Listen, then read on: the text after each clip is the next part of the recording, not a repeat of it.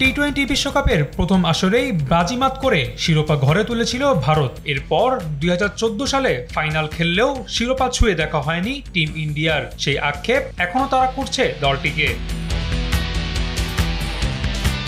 সবশেষ 2022 সালেও সেমিফাইনাল খেলেছিল বিরাট কোহলির দল। ছন্দে থাকা সেই দলকেই 10 উইকেটের বড় ব্যবধানে হারিয়েছিল England.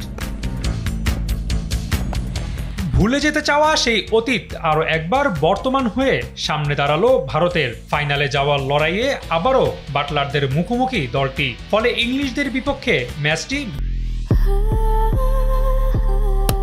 Walton switch, stylish and elegant. ভারতের জন্য এক প্রকার প্রতিশোধ নেওয়ার মিশন।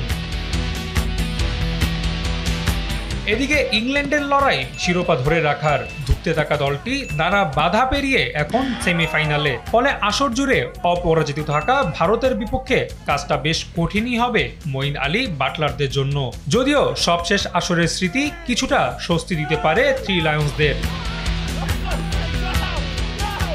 আন্তর্জাতিক টি-20তে এখন পর্যন্ত 23 বারের দেখায় ভারতের জয় 12টি আর ইংল্যান্ডের 11টিতে। বিশ্ব আসরে 4 বারের দেখায় সমানে সমান দুই দল।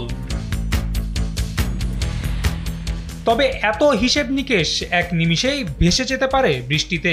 আবহাওয়া অফিসের তথ্য বলছে ম্যাচের সময় বৃষ্টির সম্ভাবনা 90%। এই ম্যাচের জন্য রাখা হয়নি কোনো রিজার্ভ ডে। ফলে বৃষ্টিতে শেষ পর্যন্ত খেলা না হলে কপাল পুড়বে ইংলিশদের। সুপার 8-এর পয়েন্ট বিবেচনায় সরাসরি ফাইনালে টিকিট কাটবে রোহিত শর্মার দল। রাফি আমিন, RTV।